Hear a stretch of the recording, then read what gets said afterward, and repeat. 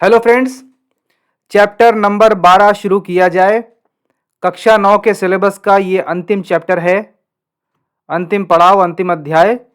Chapter number 12 statistics, सांख्यिकी। 11 chapters करने के बाद अब स्टैटिस्टिक्स बचता है और एक अपेंडिक्स बचेगा, mathematical modelling, appendix number 2। Appendix 1 की जा चुकी है, प्रूफ्स इन मैथमेटिक्स। ज्योमेट्री शुरू होने के पहले ही उसको ससमय कर लिया गया था। So now let us see what statistics is all about. आपको बेसिक आइडिया है, छोटे क्लासेस में आपने स्टैटिस्टिक्स के बारे में प्रिलिमिनरीज पढ़े हैं। देखिए, मैथमेटिक्स का जब तक रोजमर्रा की जिंदगी में उपयोग ना हो सके वो किसी काम की नहीं है। जितने भी नंबर्स हैं या डेटा है उसको यदि कॉमन व्यक्ति ना समझ पाए, उससे कोई निष्कर्ष मीनिंगपूर्ण कोई निष्कर्ष ना निकाल पाए, तो मैथ्स पढ़ने की कोई उपयोगिता नहीं है। तो इसी क्रम में शुरुआत होती है स्टैटिस्टिक्स की, सांख्यिकी। ये मैथमेटिक्स की वो फील्ड है जो आपको डेली लाइफ से जोड़ती है, आपके दिन प्रतिदिन की ज़िंदगी में, आपकी सामाजिक जीवन में गणितीय डेटा को या रिजल्ट्स को समझने के लिए आपको टूल्स प्रोवाइड करती है। A separate branch of mathematics, यहाँ पे तो इसका एक बहुत ही छोटा चैप्टर है, परंतु ये अपने आप में एक स्पेशलाइजेशन है और इसका बहुत व्यापक एप्लीकेशन है ह्यूमैनिटीज़, मानविकी के विषय में, सोशल स्टडीज़ में और रोज़मर्रा की ज़िंदगी में।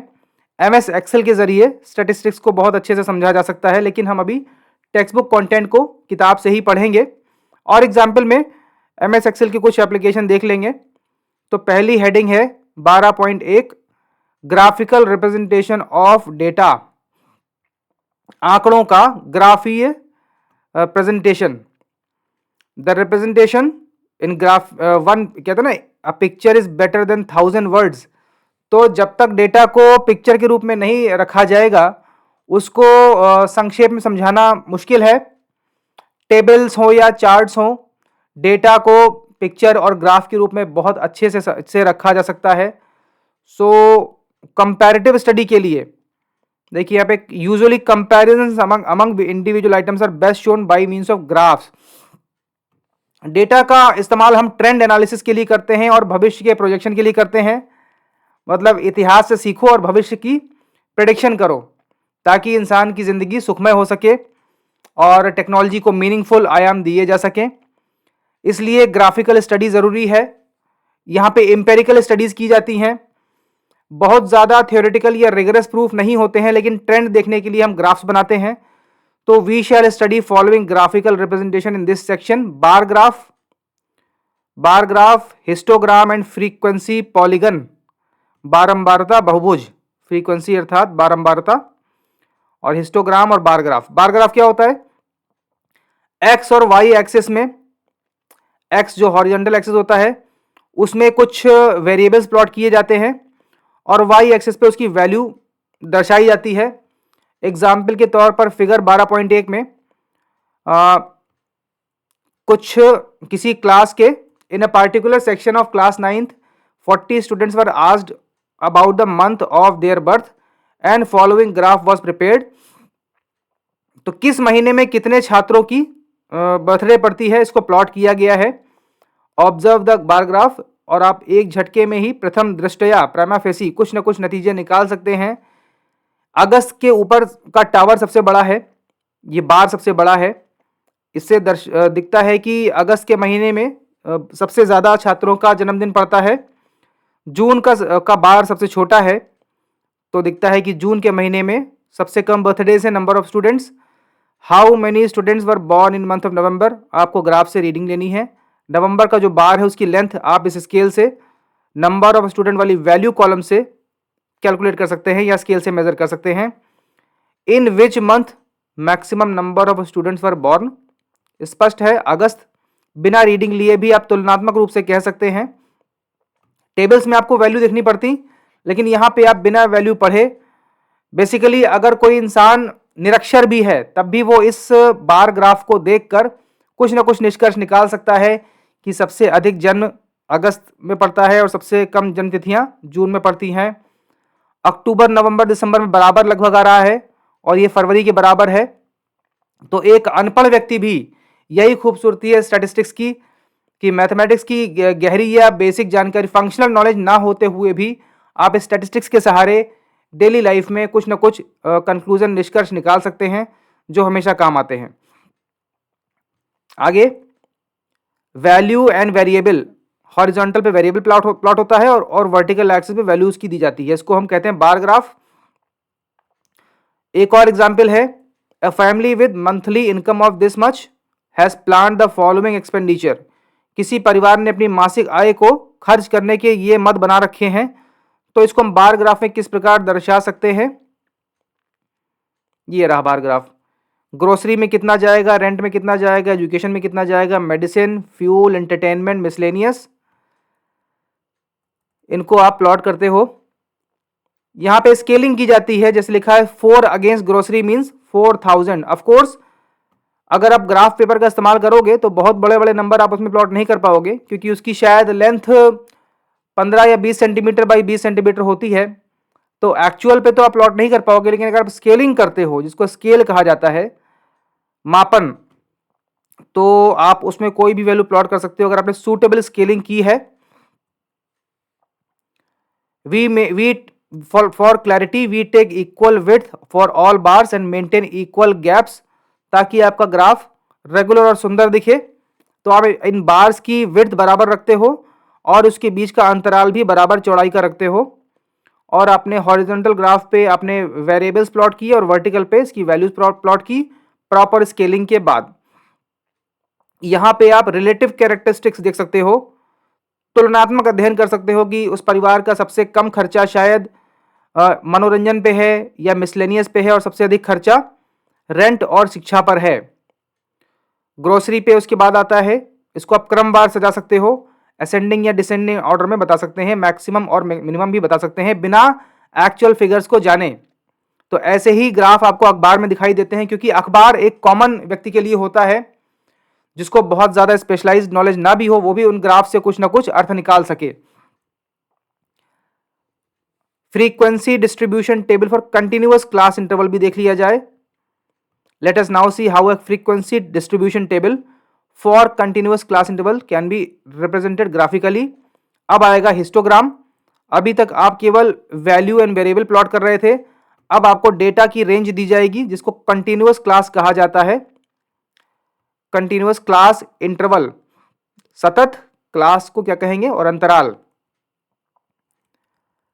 जैसे एग्जाम्पल के रूप में दिया गया है, किसी कक्षा में वेट्स की रेंज ये है इन केजी, और कितने छात्र किस वेट रेंज में पढ़ते हैं। जैसे 30.5 से 35.5 में 9 छात्र हैं, 35.5 से 40.5 में 6 हैं, 40.5 से आगे 15 हैं। इसी प्रकार ये आपको डेटा दिया है। आप क्लास में, अपने क्लास में भी एक्सरसाइज कर सकते हैं, रादर करनी ही चाहिए। आई वुड इंसिस्ट कि टीचर्स इस तरह के प्रयोग करवाएं, मैथमेटिक्स की लेबोरेटरी जैसा कुछ अरेंज करें, जो छात्रों को थोड़ा पढ़ाई के लिए और ज़्यादा रोचक बनाएंगे इन चीज़ों को। अब इसे अगर हम प्लॉट करेंगे तो हमें नंबर ऑफ स्टूडेंट जो है फ्रीक्वेंसी हो गया, बारंबारता कहेंगे, और वेट्स इन केजी को क्लास कंटिन्यूअस क्लास इंटरवल कहा जाता है।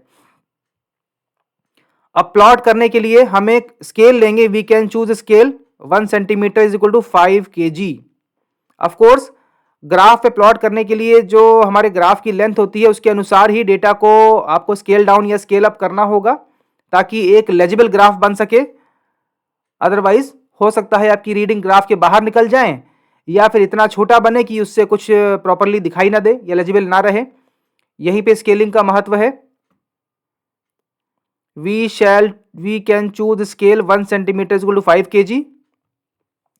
Also since the first class interval is starting from 30.5, देखिए यहां पे आपके वेट्स 0 से शुरू नहीं हो रहे हैं, तो आपका ग्राफ 0 से नहीं शुरू होगा।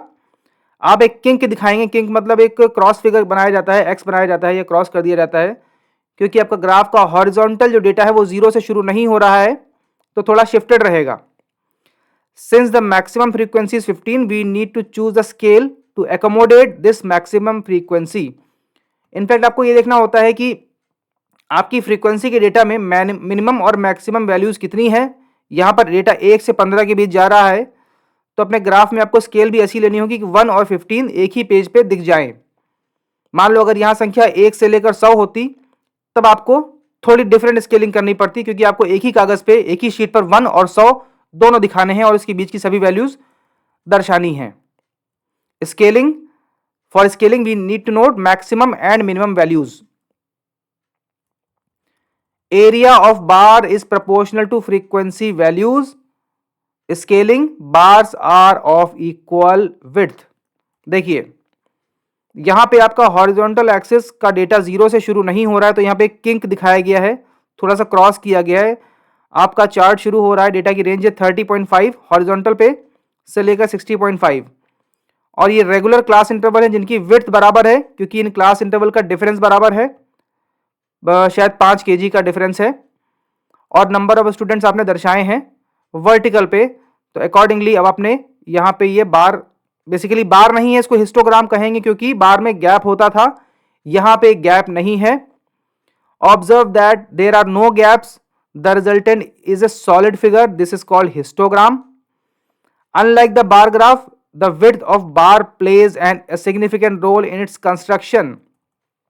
इस बार की चौड़ाई महत्वपूर्ण है, वहां तो हमने अपने केवल एस्थेटिक्स के लिहाज से बार की चौड़ाई और उसके बीच का गैप बराबर रखा था ऊपर वाले एग्जाम्पल में।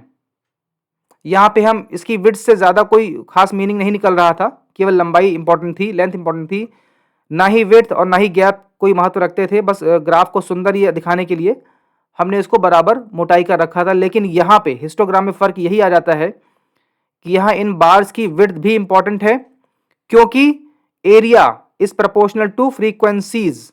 और एरिया कैसे निकलता है, ये सारे रेक्टेंगल आयत हैं, लंबाई गुणे चौड़ाई, लंबाई हो गई डेटा की रीडिंग और चौड़ाई हो गई क्लास इंटरवल की विड्थ।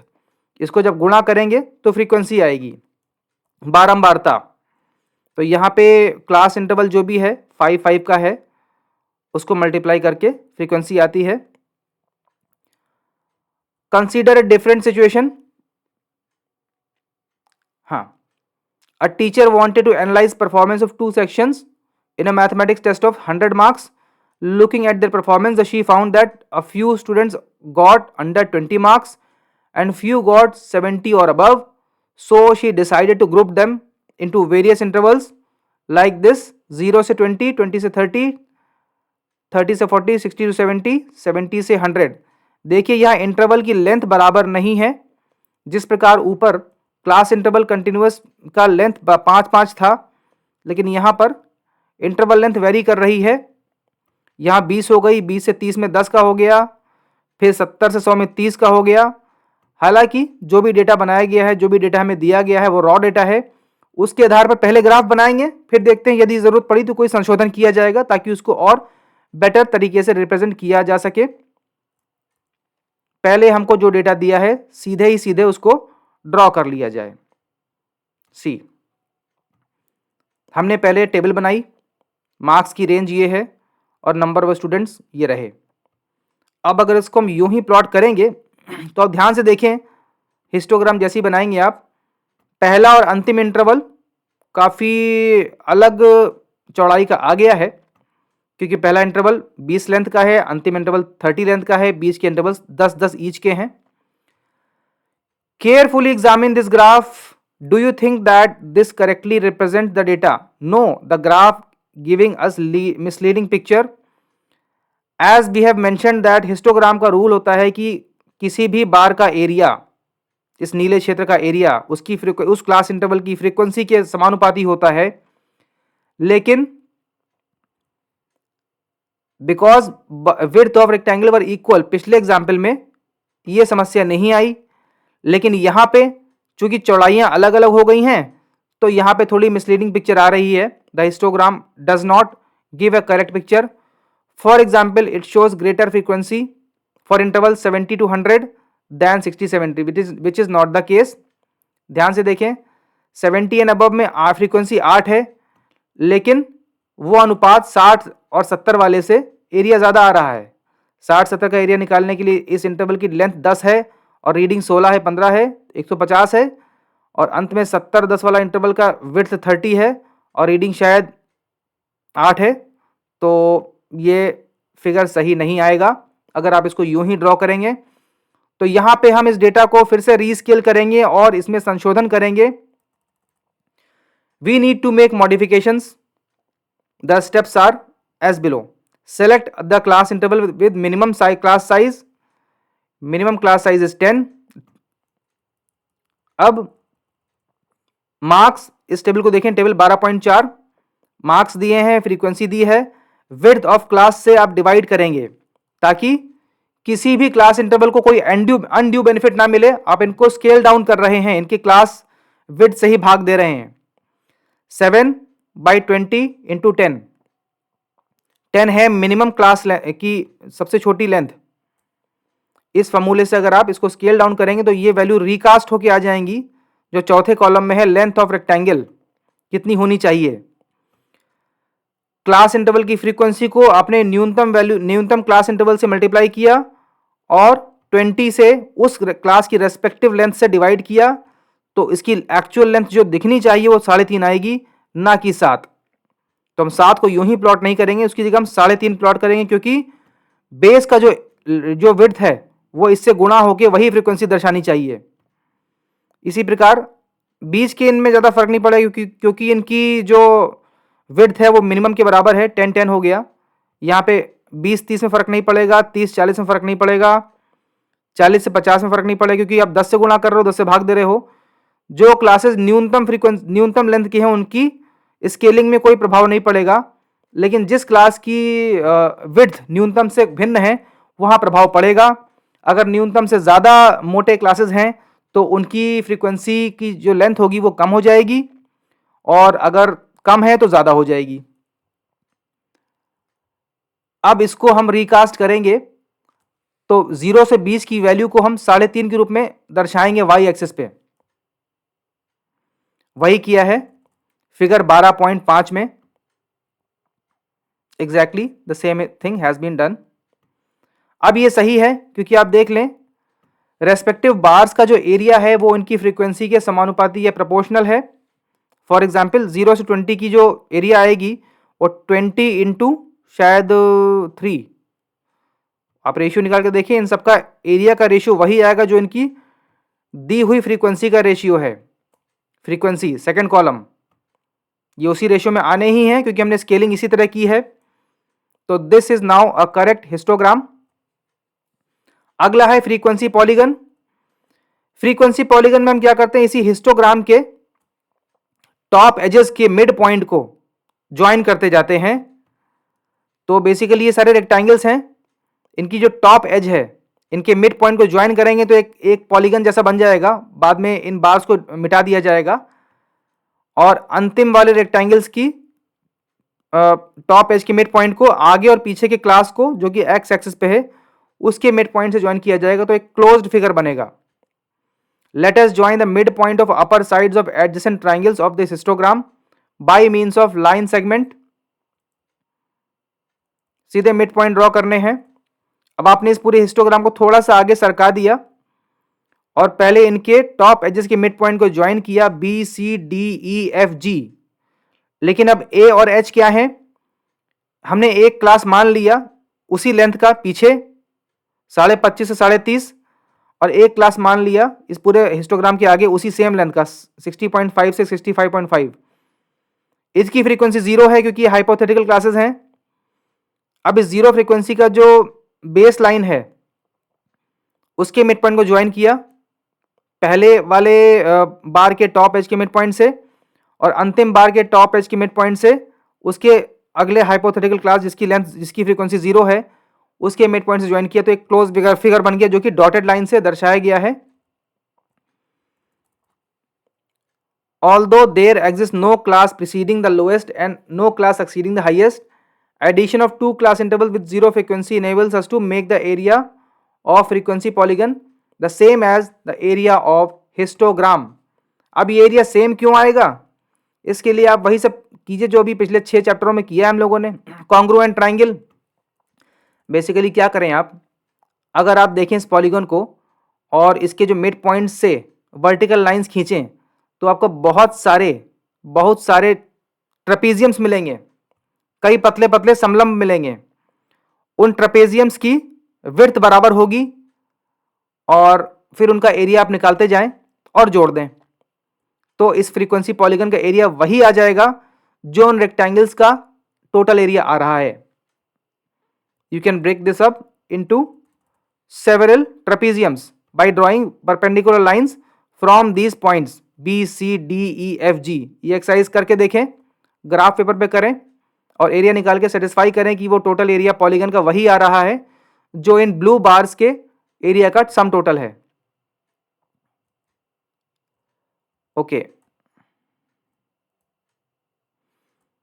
ठीक है, ये एक्सरसाइज आप खुद से कर सकते हैं, प्रोसीजरल चैप्टर है। Frequency polygons can also be drawn independently without drawing the histograms. यहां पे क्लास मार्क आप लेते हैं upper limit plus lower limit by 2। देखें कैसे करते हैं। In a city the weekly observations made in a study on the cost of living index are given in the following table. अब आप यहां पे सीधे ही डायग्राम बनाएंगे। क्लास मार्क एक वैल्यू ली जाती है, क्योंकि देखिए पॉलीगन के लिए आपको कई सारे पॉइंट्स प्लॉट करने हैं एक्स वाई कार्टेशियन प्लेन में, और कोई भी पॉइंट प्लॉट करने के लिए आपको एक्स वैल्यू और वाई वैल्यू चाहिए है। Ordinate and abscissa, abscissa and ordinate याद करें। कोऑर्डिनेट ज्योमेट्री का यहाँ पे एप्लीकेशन है। अभी आपको बार डायग्राम नहीं बनाना है, सीधे पॉलीगन बनाना है। तो पॉलीगन के उसके वर्टिसेस पता करने हैं। एक वर्टिसेस तो दिया हुआ है नंबर ऑफ वीक्स के रूप में जो कि फ्रीक्वेंसी है, दूसरा वर्टेक्स निकल आएगा इस क्लास मार्क से। देखते हैं, without constructing the histogram. Class mark क्या होगा, इसका एवरेज, क्लास का एवरेज वैल्यू 140 का और 150 का एवरेज आएगा 145। ये आपकी हो गई एक्स कोऑर्डिनेट और ये है Y coordinate number of weeks. Simply आपको पॉइंट्स प्लॉट करने, ordered pair. Class mark is X value, frequency is Y value. तो इट इज वेरी इजी, आपने कोऑर्डिनेट ज्योमेट्री पढ़ी है तो आप ये ऑर्डर्ड पेयर प्लॉट कर सकते हैं। रिवाइज करें, पुराने चैप्टर के कंसेप्ट हमेशा यूज होते हैं आगे। इन पॉइंट्स को प्लॉट करें, प्रॉपर स्केलिंग करें ताकि एक ही पेपर पे आप इस रेंज की वैल्यूज प्लॉट कर सकें। 145 से लेकर 195 स्केल डाउन या स्केल अप करना पड़ सकता है और आगे ये प्लॉट हो जाएगा। इस प्रकार से ये फ्रीक्वेंसी पॉलीगन नजर आएगा। Scaling is required on both axis for better plotting of data. शुरू में किंक देनी पड़ेगी क्योंकि आपका ये डेटा जीरो से नहीं शुरू हो रहा है। ऑब्वियसली आप 135 सेंटीमीटर छोड़ के नहीं प्लॉट करोगे, नहीं तो आपका ग्राफ के बाहर चला जाएगा। तो आप किंक देके यहीं से शुरू कर सकते हो, A B C D E F G H. अब इस पॉलीगन का एरिया आप निकाल सकते हैं। वर्टिकल लाइंस खींचें, 4-6 आपके ट्रेपेजियम्स बन जाएंगे, उनका एरिया निकाल लीजिए। उन ट्रेपेजियम की विड्थ बराबर होगी और साइड्स वेरी करेंगी as per the reading. Okay, frequency polygons are used when data is continuous and very large. It is very useful for comparing the two different sets of data of the same nature. For example, comparing the performance of two different sections of the same class. Okay, इस class में बस procedural concepts ही हैं, ये आप करके देखें। इन exercises को पूरा करें खुद से। एक ही जैसी एक्सरसाइजेस हैं, प्रोसीजरल है, नंबर इसमें पूरे मिलते हैं, इसमें कन्फ्यूजन का कोई स्कोप नहीं है। ज़्यादा कोई एनालिटिकल या रिगरस प्रूफ जैसी कोई चीज़ नहीं है यहाँ पे। तो स्टैटिस्टिक्स आसान चैप्टर होता है। And in the summary I would recommend also learn and experiment on MS excel. जिन बच्चों ने MS एक्सेल पढ़ा है वो जानते होंगे किसी भी डेटा सेट को आप कई तरह से प्लॉट कर सकते हैं। हिस्टोग्राम है, बार चार्ट है, पाई चार्ट है, कई और फॉर्मेट्स होते हैं जो कंप्यूटर साइंस वाले बच्चे भी जानेंगे। और यहाँ से इस चैप्टर के साथ मिला के पढ़ें ताकि आपकी लर्निंग समग्र रहे।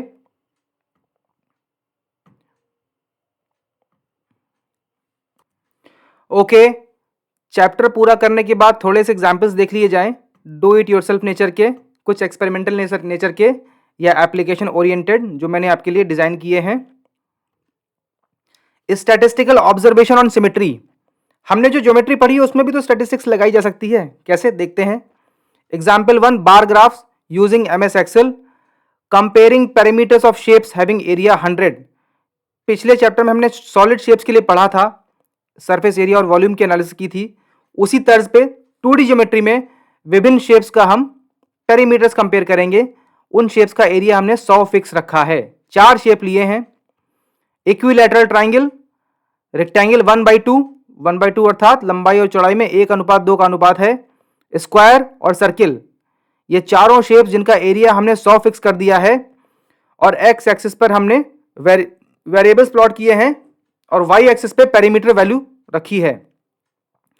सो लेट अस सी, ये आपका बार ग्राफ है, इसको हमने प्लॉट किया है। कंपेयरिंग पेरीमीटर्स, तो वाई एक्सिस पे पेरीमीटर आएगा और एक्स एक्सिस पे शेप्स के नाम है। अब देखिए, अगर इक्विलेटरल ट्राइंगल है जिसका एरिया 100 हो तो पेरीमीटर आता है 45.61, ये आप निकाल के देखें। रेक्टेंगल 1/2 का है, 1:2 का है, तो उसका एरिया आएगा, उसका पेरीमीटर आएगा 42.42। स्क्वायर का पेरीमीटर 40.40 स्क्वायर का आ जाएगा और सर्किल का आएगा 35.44। तो इस प्रकार एक नज़र में आपने देख लिया कि पेरीमीटर्स की कंपैरेटिव वैल्यूज क्या हैं। ये है हमारा डेटा सेट, शेप जिसका एरिया 100 है और पेरीमीटर। इक्विलेटरल ट्राइंगल का 45.61 है, रेक्टेंगल 1:2 का 42.42 है, स्क्वायर का 40 है और सर्किल का 35.44 है। यहाँ पे आप एक ऑब्जर्वेशन और करें कि ये shape equilateral triangle, rectangle, square and circle, इस टेबल में downwards symmetry is increasing, symmetry is increasing in this table downwards. तो यहां से हमारा एक कॉन्जेक्चर ऑब्जर्वेशन निकलता है, symmetry leads to maximization of perimeter. यह है स्टैटिस्टिक्स की पावर। आपने डेटा देखा और एक कयास लगाया, एक अनुमान लगाया कि हो ना हो ऐसा प्रतीत होता है कि जैसे जैसे सिमेट्री बढ़ती जाती है वैसे वैसे पेरीमीटर छोटा होता जाता है फॉर ए गिवन एरिया। ये कॉन्जेक्चर है, इसको आप प्रूव भी कर सकते हैं, लेकिन फिलहाल ये स्टैटिस्टिक्स के जरिए एक झटके में दर्शाया जा सकता है। उसी प्रकार example 2, comparing areas of shapes having perimeter 100। अगर पेरीमीटर 100 लिया जाए, फिर एरिया की तुलना की जाए, तुलनात्मक अध्ययन किया जाए बार चार्ट के माध्यम से, तो क्या तस्वीर उभरती है। अगर आप ये फिगर लेके देखिए, फिगर्स हैं rectangle 1:5, rectangle 1:4, rectangle 1:3, equilateral triangle, rectangle 1:2, square and circle. 1 2 3 4 5 6 7 figures लिए हैं। एक्स एक्सिस पर शेप है। रेक्टेंगल 1:x का मतलब हुआ लंबाई और चौड़ाई में 1:x का अनुपात है। वो x कुछ भी हो सकता है, 1 2 3 4 5। अगर 1 हो गया तो वो स्क्वायर हो जाएगा, 1:1।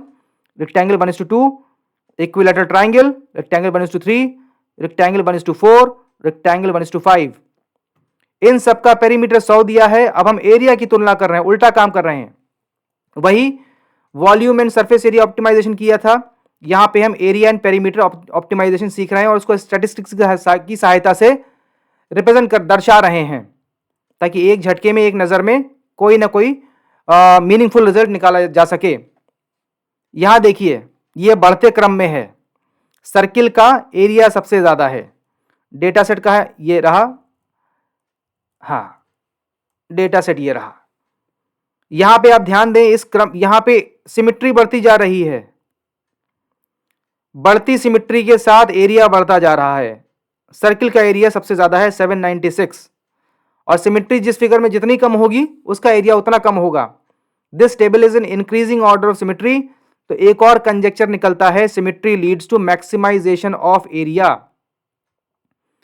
पावर ऑफ स्टैटिस्टिक्स, डेटा देखकर कयास लगाना, अनुमान लगाना, कॉन्जेक्चर डिराइव करना।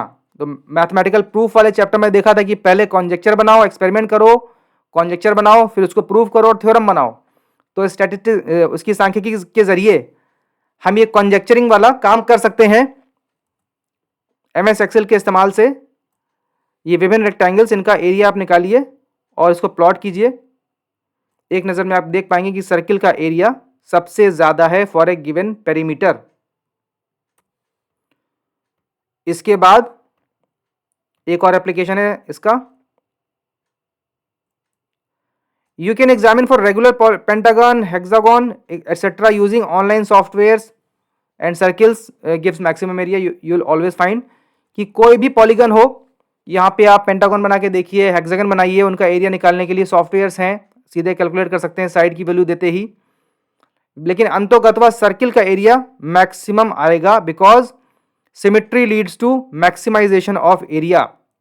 ये आपका ऑब्जर्वेशन है, ये कॉन्जेक्चर है। आगे क्लाइमेट और मौसम का अनुमान, इसमें सांख्यिकी का बहुत एप्लीकेशन है। Wide application of statistics in weather prediction and climate modelling. For example मैंने वेबसाइट से डेटा निकाला है, climate of New Delhi weather by month, monthly data है, Jan Feb March April May June July August September October November December, average temperature, minimum temperature, maximum temperature, precipitation rainfall mm में, humidity and number of rainy days, ये website से लिया है।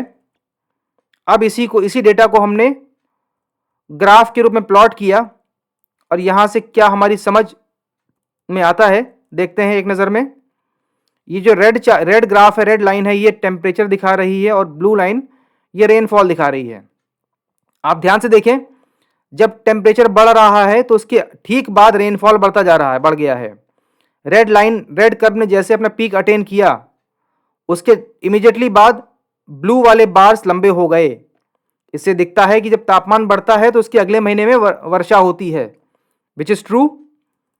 Spell of heat is followed by rains and आखिरी के 3 महीने देखिए 10, 11, 12 अक्टूबर November दिसंबर तापमान गिर रहा है और वर्षा भी नहीं हो रही है। Winters are dry except instances of western disturbances, जाड़े में जो वर्षा होती है वो वेस्टर्न डिस्टर्बेंसेस अर्थात पश्चिमी विक्षोभ के चलते होती है। ये आपने ज्योग्राफी में पढ़ा होगा या पढ़ रहे होंगे।